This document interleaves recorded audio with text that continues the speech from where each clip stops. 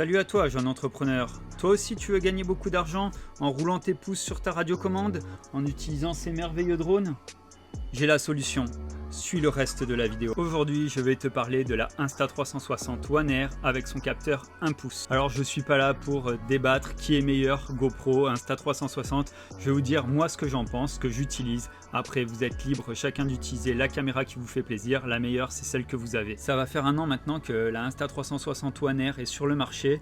Je l'ai acheté dès le début et c'est vrai que cette caméra, elle manquait énormément de fonctionnalités à sa sortie. Ça a changé. Insta360 a su écouter un petit peu les utilisateurs et c'est vrai qu'on est arrivé sur une caméra qui est beaucoup plus polyvalente. Pourquoi je me suis tourné dessus? Pour la modularité. Elle offrait un capteur 4K, un capteur 360 et surtout un capteur 1 pouce que je pense utiliser dans plus en plus de vidéos. Cette caméra a eu des débuts difficiles, comme je vous ai dit, elle manquait de fonctionnalités et Insta360 a choisi, à l'inverse de GoPro, de faire des pubs où on voyait un étalonnage neutre de la caméra, donc pas quelque chose hyper beauty comme on peut retrouver sur les caméras GoPro. C'est vrai que GoPro, on voyait les images, il y a plein de gens qui disent waouh, c'est superbe et tout, mais personne n'arrivait à avoir les mêmes images, à part les professionnels bien sûr. Et Insta360, ils sont allés à l'inverse, eux ils ont dit on va laisser tout brut de brut. Pour commencer, je vous laisse avec quelques images de ce capteur 1 pouce.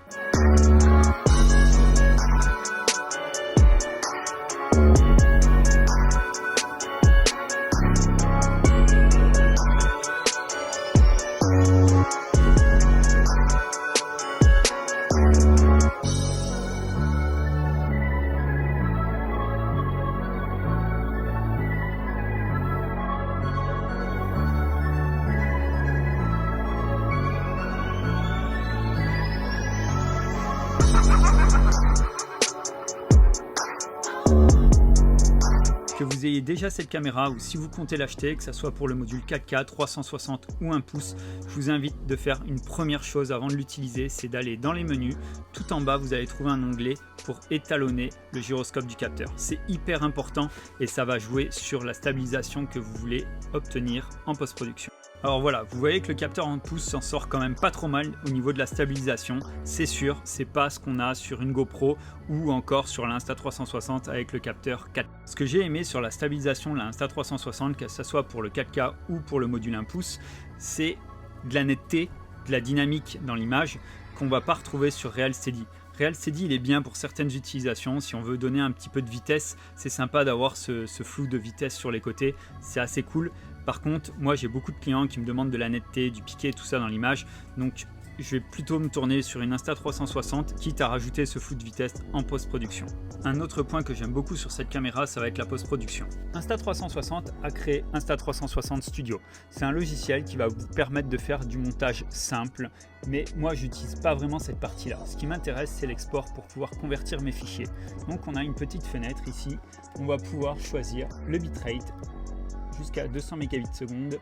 Ensuite, on va pouvoir choisir le framerate. Donc là, j'étais à 25, je ne peux pas augmenter.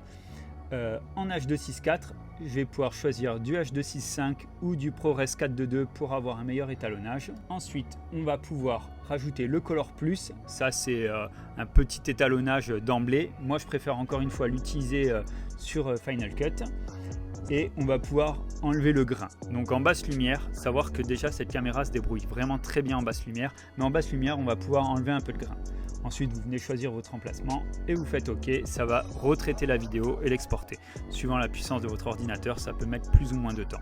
Voilà, ce capteur 1 pouce il est déjà super bien, il faut encore qu'il évolue, encore des améliorations au niveau de la stabilisation, encore quelques fonctionnalités qui manquent, mais on a déjà quelque chose qui est hyper bien, hyper qualitatif.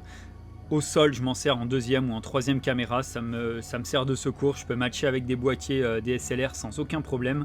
Donc c'est vraiment un super produit, j'en suis très content. Après comme je vous dis, chacun est libre d'utiliser la caméra qu'il veut, moi je vous donne mon ressenti à moi, c'est personnel et j'en suis super content. Je vais vous faire de plus en plus de vidéos avec ce capteur là sur mes vidéos FPV, vous pourrez voir ce que ça donne. Et pour finir cette vidéo, je vous souhaite une excellente année 2021, à très bientôt.